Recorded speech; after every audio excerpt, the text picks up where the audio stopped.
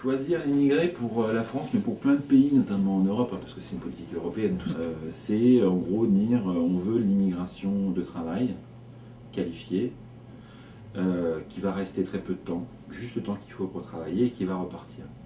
C'est voilà, c'est le mythe d'avoir une main-d'œuvre plutôt que de la prendre ici, on va la chercher, elle vient, elle travaille, elle repart. Il y a beaucoup de pays anglo-saxons qui essaient de faire ça depuis longtemps. Les États-Unis sont un bon exemple de à quel point cette politique-là, elle ne marche pas. Parce que il y a 11 millions de clandestins.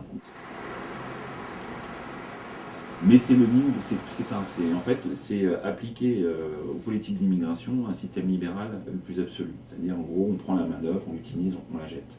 La France est aussi un bon exemple de ça parce que avant les années 70, c'est ce qu'on a voulu faire.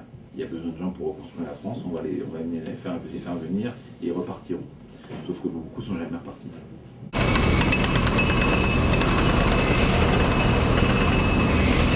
Donc la France, en fait, a tout simplement dit on va rattraper notre retard sur des pays anglo-saxons, sur des pays comme l'Espagne qui pratiquent ça. Sauf que la France, dans son histoire de l'immigration, il y a un héritage, notamment de l'empire colonial français, qui fait qu'il y a des liens à travers la langue, à travers etc. L'immigration de travail, ça peut être une bonne chose, parce que des gens ont envie de pouvoir venir travailler quelque temps, mais au résultat, on ne peut pas axer toute une politique sur simplement de l'immigration de travail.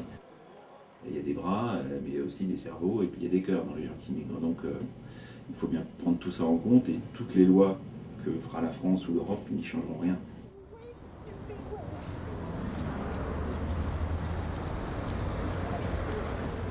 Depuis que Sarkozy est arrivé, mais avant qu'il soit président, même quand il était ministre de l'Intérieur, tout son discours c'était de dire on ne veut plus d'immigration subie, on veut choisir notre immigration.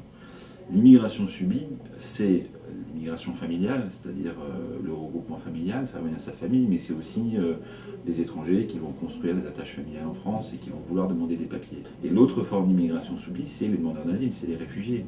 Ça, c'est une forme d'immigration subie pour le gouvernement.